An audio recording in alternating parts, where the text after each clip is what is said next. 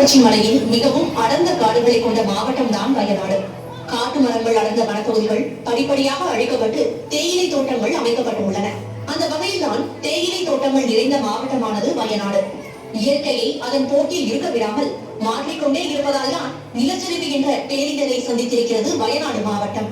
நிலச்சரிவு என்ற பெருந்துயரத்தால் சூரல் மலைக்கு குடிபெயர்ந்தவர்களை இந்த இடத்திலும் இருக்க விடாமல் துரத்தி உள்ளது துயரம்.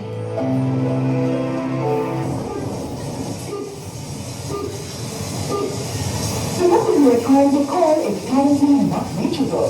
Please try again later. அம்மா, அப்பா ஏன் வரல? எவ்வளவு நேரம் நான் பார்த்துட்டே இருக்கேன். அப்பா வர்ற நேரம் எனக்கு கள்ளமும் வாங்கிட்டு வரேன்னு சொன்னாங்களே, இன்னும் அப்பாவை காணலையே. அப்பா வருவாங்கடா.